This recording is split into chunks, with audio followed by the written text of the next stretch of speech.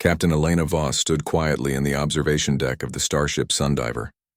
Outside the wide glass window, the ruins of an alien moon floated in silence.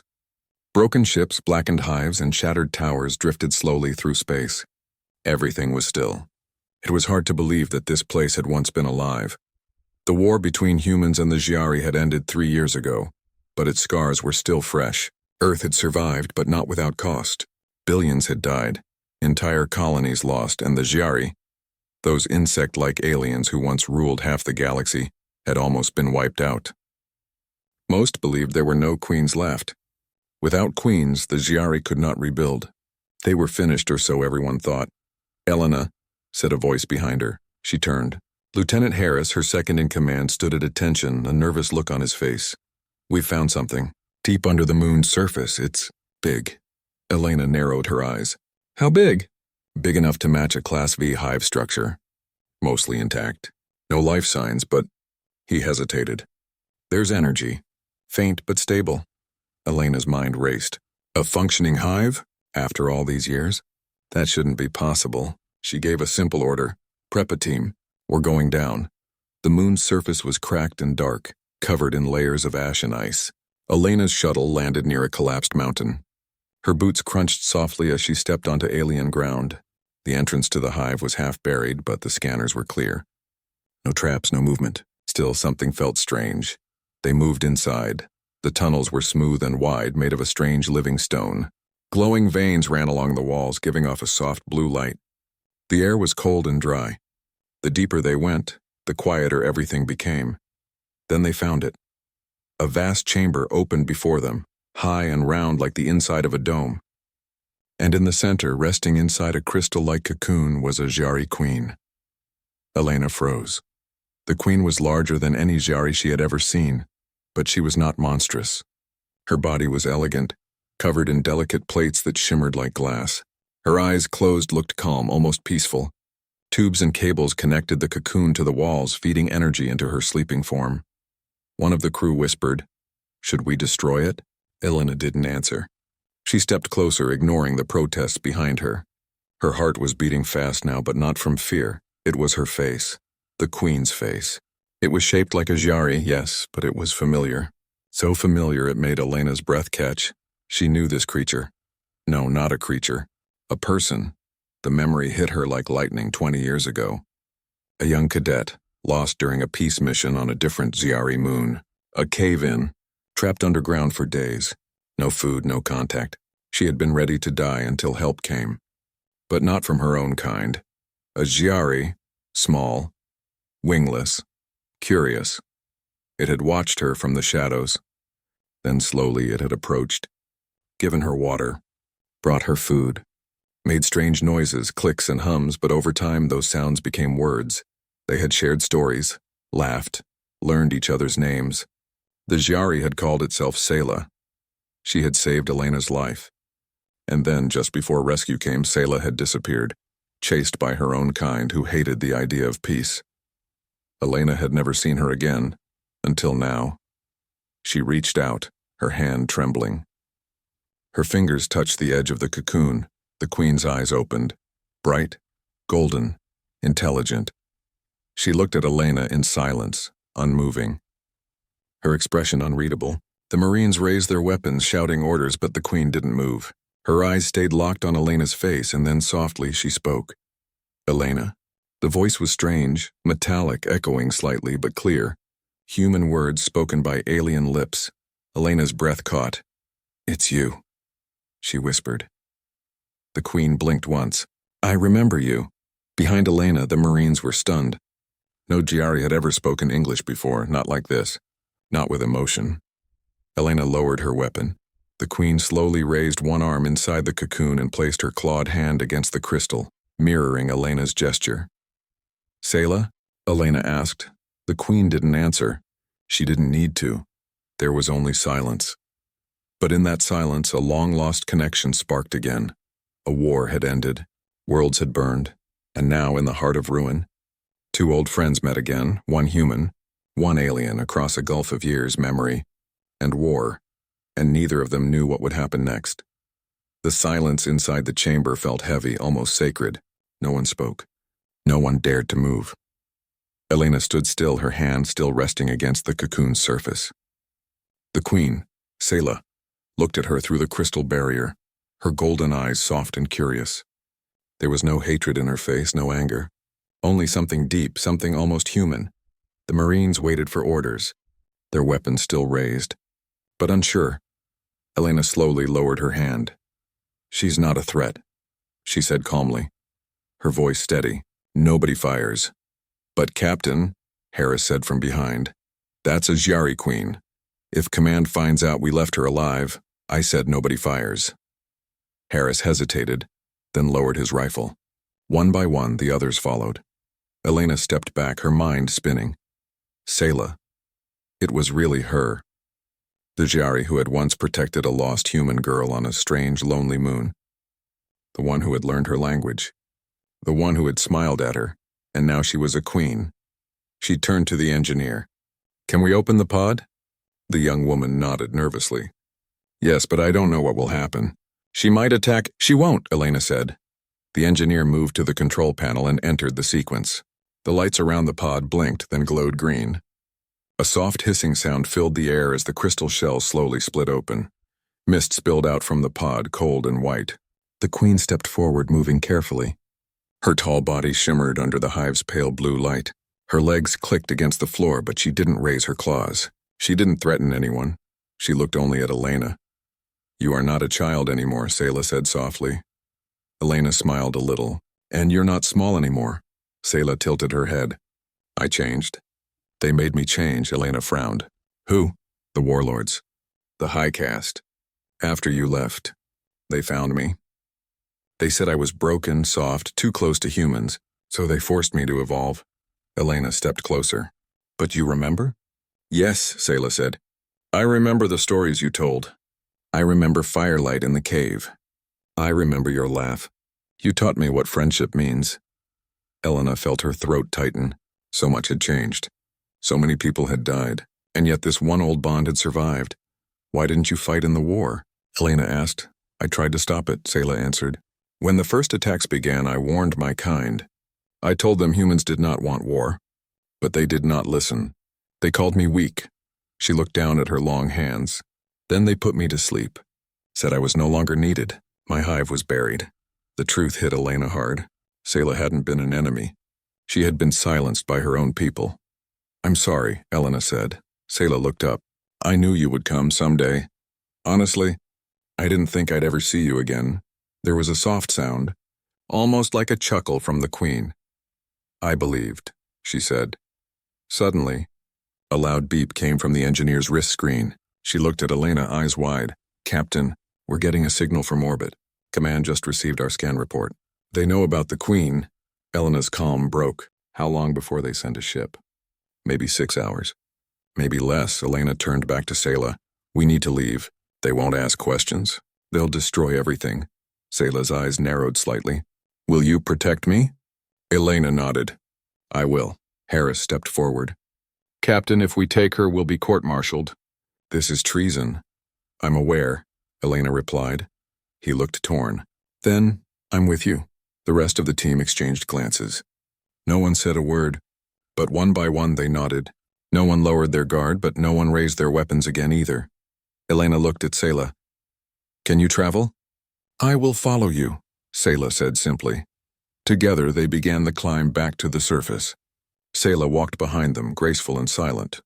Her wings, folded close to her body, shimmered in the dim light. The ship waited above, quiet and ready. As they rose into the dark sky, Elena looked out at the stars. Her thoughts were heavy. She had found her lost friend, but now she was a fugitive. They all were. Still, she didn't regret it, because for the first time in years there was a chance. A real chance for peace, not between governments, not between armies, but between two beings who remembered what it meant to trust each other, and maybe, just maybe, that would be enough to change everything. The ship flew through deep space, silent and smooth. Inside, tension filled every corner. Elena Voss sat in the command chair of the Sundiver, her eyes on the star map. The ship was no longer following its planned route. They had changed direction, moving away from known patrol zones heading into quiet, uncharted space. Beside her stood Lieutenant Harris. He looked tired but alert. "No signal so far," he said. "Command hasn't tracked us yet." "They will," Elena replied. Sooner or later. Harris glanced toward the rear corridor where the Jari Queen was resting. "I still don't understand what we're doing," he said. "We're protecting a queen, a real Jari Queen. That's the enemy, Captain. That's what the war was about." Elena didn't turn her head. "No, the war was about fear, misunderstanding she wasn't part of it." "But how do we know that?" he asked. "She's different now, bigger, stronger, maybe even more dangerous." Elena finally looked at him. "She had a chance to kill us. Back in the hive. She didn't." Harris said nothing more. In the medical bay, Sayla sat quietly. The room had been made for human bodies, not for a tall insectoid queen with wings and armor. Yet she remained still, calm, curious. The ship's doctor, a young man named Keel, moved around her carefully, scanning her with handheld tools. "You're perfectly healthy," he said. "Heart rate steady. No infection. Your body's temperature is lower than ours, but that's normal for your kind." Sayla didn't respond. She was watching a small screen on the wall. It played an old Earth video, a group of children playing in a park. She pointed at it.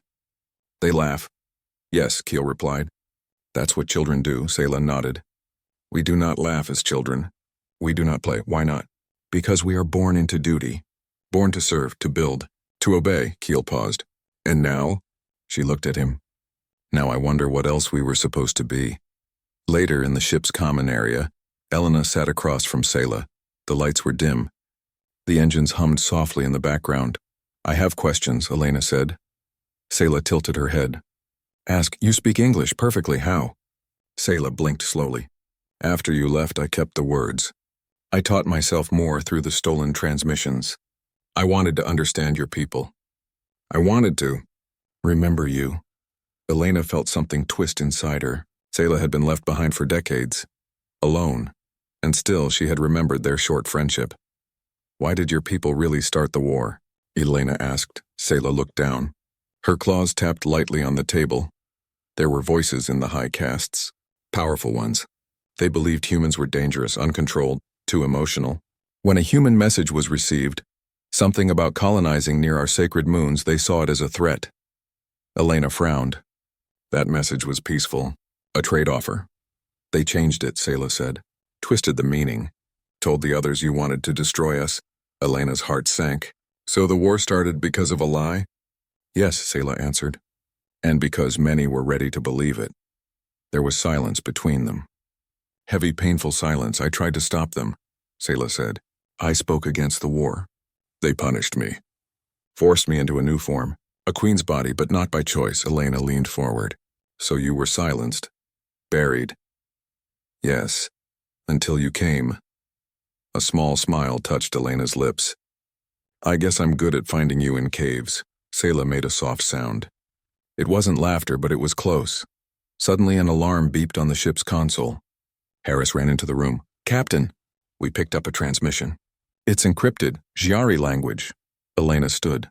"From who?" "We don't know. But it's close. Too close." On the main screen, a new ship appeared, a sharp black craft with red markings. It wasn't human. Elena's eyes narrowed. "Jari?" Sayla stepped forward, her wings twitching slightly. "I know that mark," she said. "It's the Warborn. A rogue faction. They do not serve peace. They serve only the memory of war." The enemy ship sent another signal. It was not a greeting. It was a warning. Elena gave quick orders. "Raise shields. Prepare to run." Harris looked back. "What if they fire?" "Then we fire back," Elena said. "But we try to talk first." Sayla stepped beside her. "They will not listen to me. They believe I am corrupted." Elena looked at her. "Then let's show them they're wrong." As the enemy ship closed in, the crew of the Sundiver prepared for the unknown. Friendship had brought them this far, but danger was catching up fast. Red warning lights flashed across the Sundiver's control panels. The Jari warship had stopped just a few kilometers ahead. Its sharp black body floated like a shadow in space, cold and silent, but dangerous. Inside the ship, Elena Voss stood on the bridge, her hands gripping the command console. She had seen many enemy ships during the war, but something about this one felt worse. It didn't move like a normal patrol. It was waiting, watching. "Any response to our signals?" she asked. Lieutenant Harris shook his head. "Nothing. No return message, no scans. They're just sitting there." Elena narrowed her eyes. "They're testing us." Sayla stood behind her, calm and silent. The lights on the ship reflected off her silver-blue armor. She didn't look afraid, but her wings twitched once. A small sign of unease. "They know I'm here," she said softly. "Do you think they'll attack?" Elena asked. Sayla looked at the screen. "They will not attack without speaking first. But they do not come in peace. These are not defenders. They are loyal to the old ways, the Warborn caste. Can you talk to them?" Harris asked. "I can try," Sayla replied. "But they may not listen." Elena made a decision. "Open a channel. Send visual." A moment later, the screen blinked. The face of a Giari filled the screen. This one had red markings across its exoskeleton. Its eyes glowed with a dim orange light. Unlike Sayla, this Giari had no softness in its face, only pride and power. It looked at Sayla and hissed. "You live," it said in the Giari tongue. "That is a mistake." Sayla stepped forward, speaking calmly. "I live because the war is over. The galaxy needs peace now, not fear." "You were declared broken," the Warborn hissed. "A traitor to your kind. You chose the humans." "I chose understanding," Sayla replied. "I chose truth." The Warborn's eyes narrowed. "Then you are not Giari, and we will fix that." The screen went black. "Elena," Harris said quickly. "Their engines are charging." Elena's voice was steady. "Shields up. Prepare evasive maneuvers." The crew jumped into action. Outside, the Warborn ship powered its weapons. Bright energy gathered near its front cannon. Inside the medical bay, Dr. Keel watched the energy readings rise. "They're going to fire. We can't take a full hit from that." Elena turned to Sayla. "Do you know their weak spots?" Sayla didn't hesitate. "Under the side wings. Their shielding is weaker there. But you must be fast," Elena gave the order. "Target their side wing. Hit and run."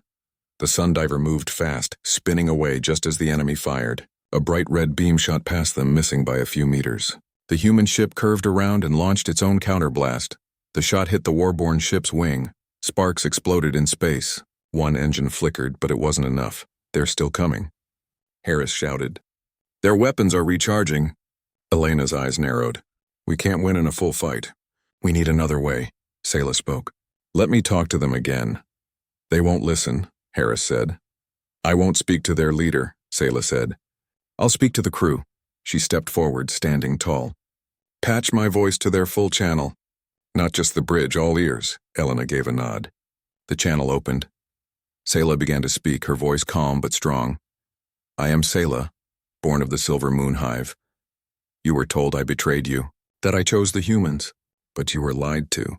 I chose peace. I chose a world where we do not raise our children for war." There was silence on the line. No reply. Still, she continued, "If you fire, you may destroy us, but you will also destroy the last truth your kind still holds. I am not your enemy. I am your future." A moment passed, then another. The enemy ship stopped charging its weapon. Harris looked at his screen, surprised. "They're standing down." Sayla stood tall, but her eyes closed slowly. She was tired but calm. Elena stepped beside her. "You reached them." "Some of them," Sayla said. "Not all. But it's enough. For now." Suddenly a smaller signal came through. A voice. Softer, unsure. "This is Ensign Threll of the Warborn crew. We hear you, Queen. We will not fire. We request safe passage." Elena exchanged a look with Sayla.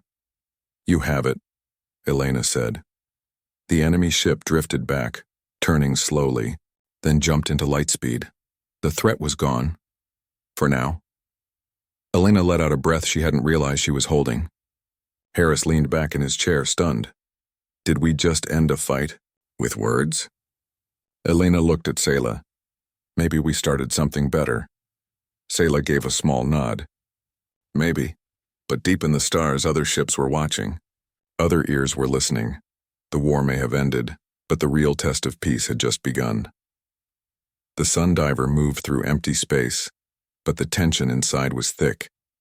The crew had barely recovered from their encounter with the Warborn ship, Yet everyone knew danger was still close. Somewhere out there, other Scifi factions lingered, loyal to old wars, old fears.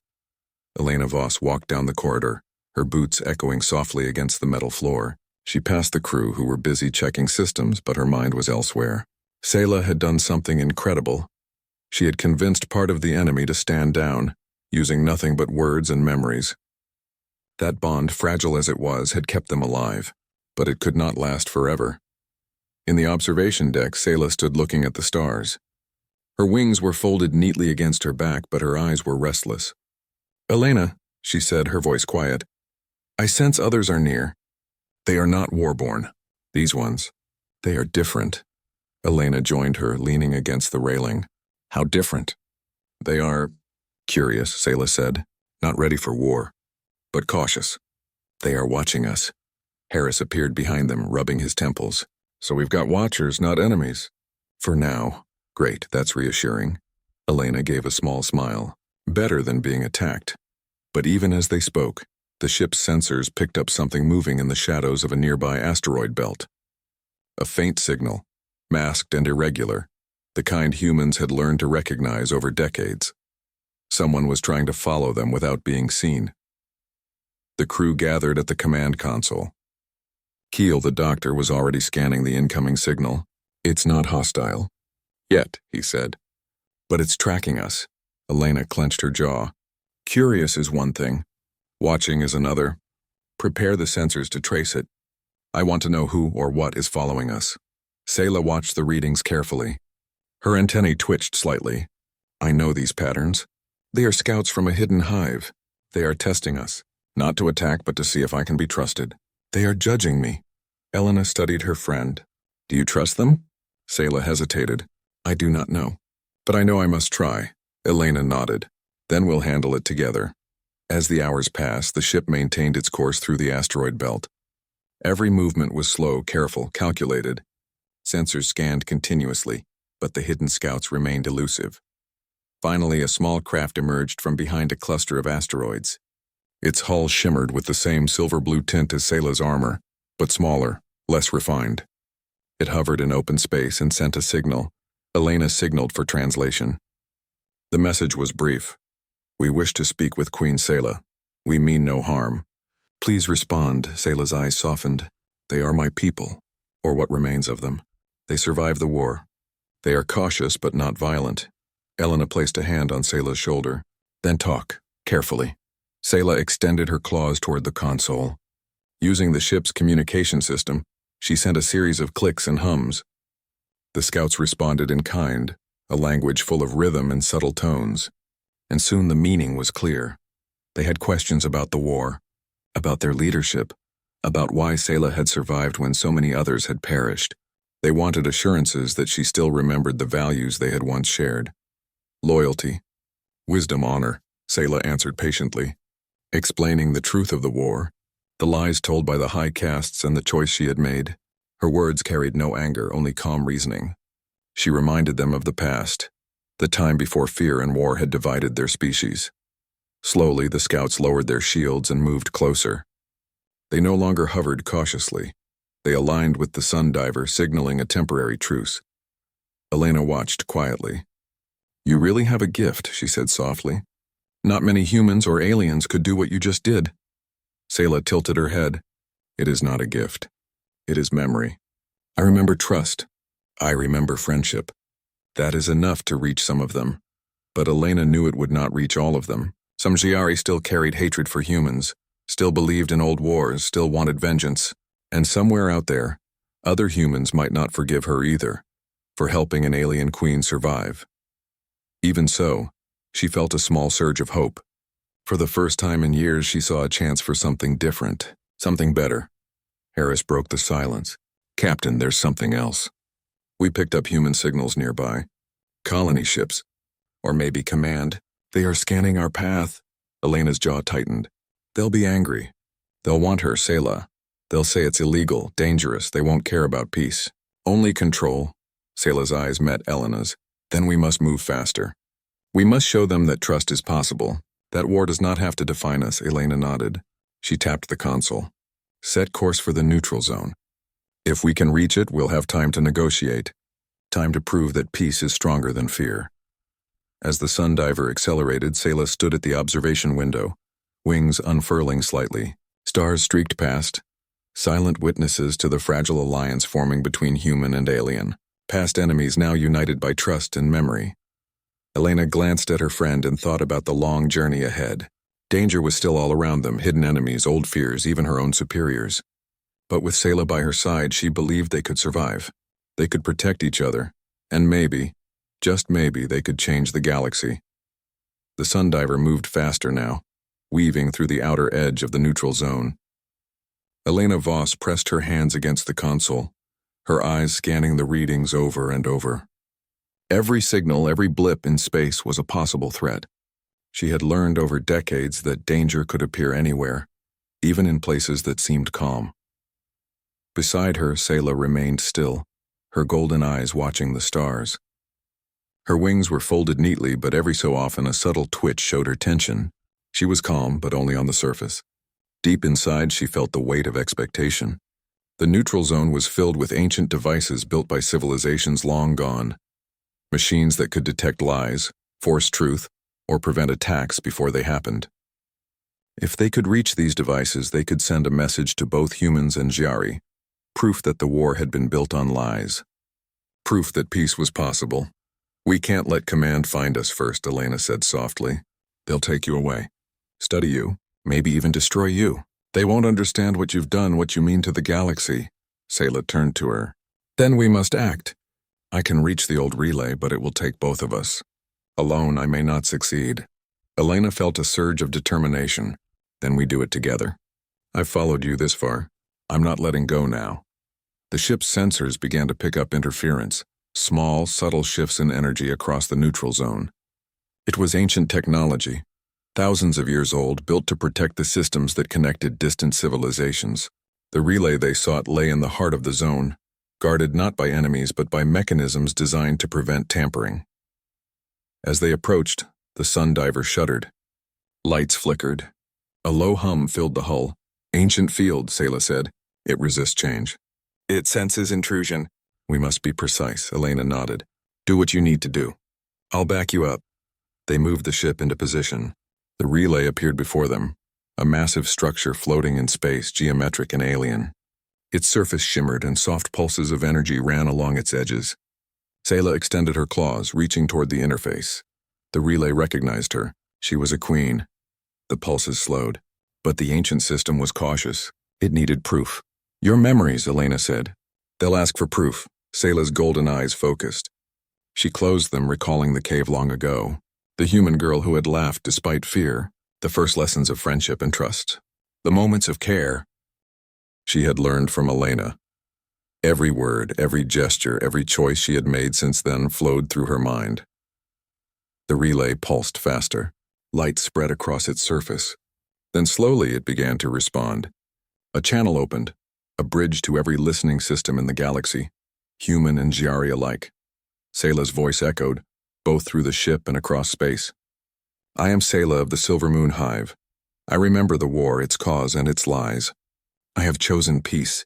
I ask all who listen, hear the truth before judging, before striking, before hating. War is not inevitable. Friendship is possible." Elena placed her hand on Sayla's arm. The queen's body shimmered faintly, energy flowing from the relay into her. It was dangerous. Too much could overwhelm her. "You're doing it," Elena whispered. "Keep steady." Sayla's wings unfurled slightly, catching the soft glow of the relay. "I am steady. I am..." remembering. Outside, stars stretched into streaks as energy moved along the network. Across distant human colonies and hidden Giari systems, ships and listening posts received the transmission. The truth of the war of lies and manipulation was broadcast. For the first time, both sides could see clearly. Suddenly, the sundiver shuddered violently. The relay tested them. Energy streams hit the hull. Systems flickered. "Alarms blared. Hold on," Elena shouted. She gripped the controls, maneuvering the ship to stabilize it. Sayla's claws dug into the console. Her golden eyes glowed brighter as she concentrated. She drew on her memories, on the bond she shared with Elena, on everything she had learned about trust and loyalty. Slowly, the ship steadied. The relay's pulses synchronized with her heartbeat with Elena's determination. Finally, the hum faded. The system accepted the message.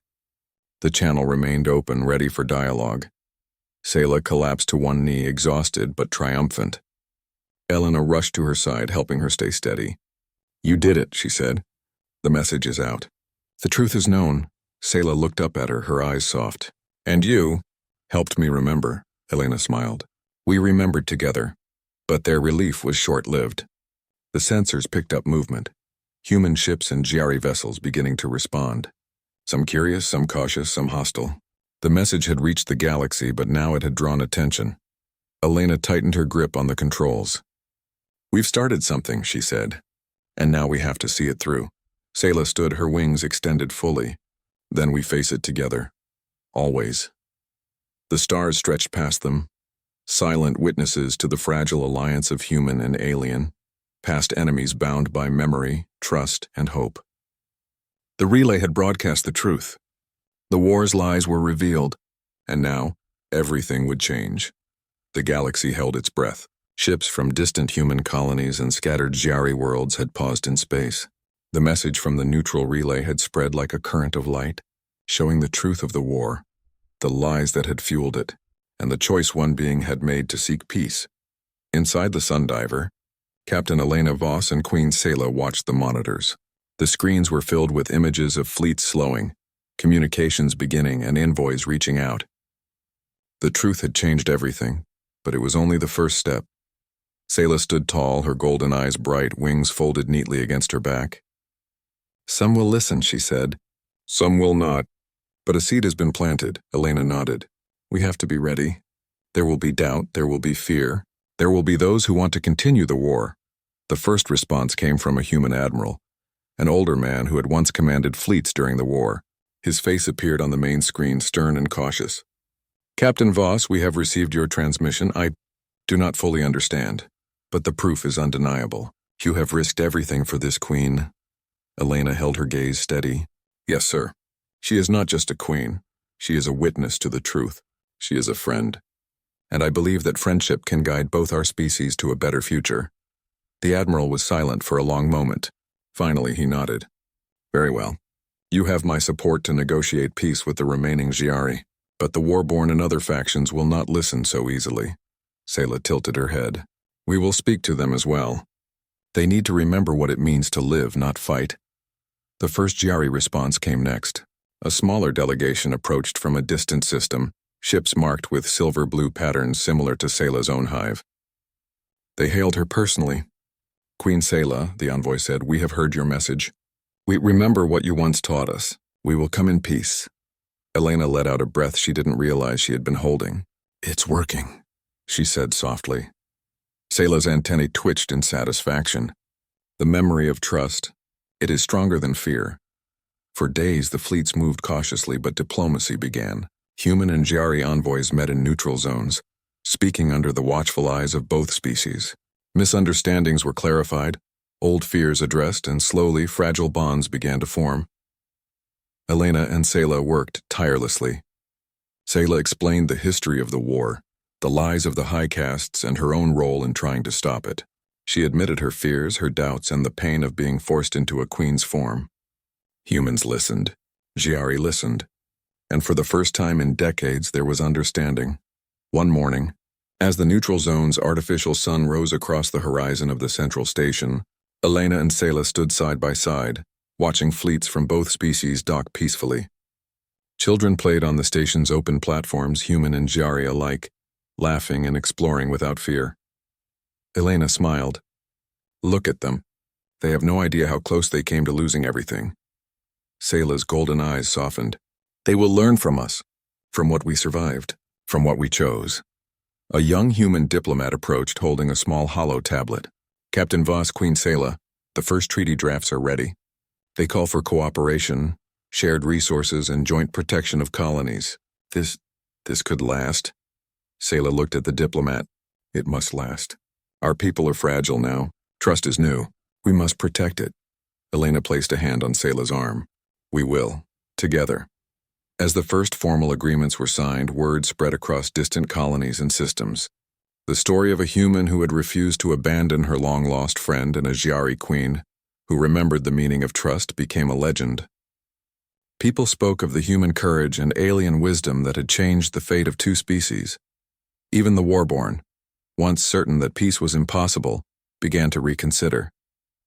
Sayla's example, the choice to forgive, to teach, to remember friendship, showed them another way. Slowly, they lowered their weapons and sent envoys to join the dialogue. Elena and Sayla stood on the observation deck once more, looking at the stars. Endless points of light stretched across the galaxy, many of them representing lives that had once been threatened by war. Now those lights held hope. I never imagined it would come to this, Elena said. A galaxy on the edge of destruction, and now maybe a chance to heal. Sayla turned to her. You found me when I was lost. You remembered me when no one else did. That choice, it changed everything, Elena smiled. And you remembered me too? That's what made it possible. The two of them stood quietly, watching fleets move through space, ships from different species traveling together for the first time. The stars seemed brighter, filled with possibilities. For the first time in decades, the galaxy was quiet, not with fear, but with promise. And in that quiet, two friends, one human, one alien, shared a bond stronger than any war, stronger than any fear. Peace had begun not with orders or weapons, but with memory, courage, and trust. And it would grow slowly, steadily, until the galaxy learned what they had already known, that friendship and understanding were more powerful than war. Sayla looked at Elena one last time. We have changed the future, Elena nodded. Yes, and we'll protect it always. The stars continued to shine, silent witnesses to the triumph of hope, the strength of humanity, and the courage of a long-lost friendship reunited at the edge of the galaxy.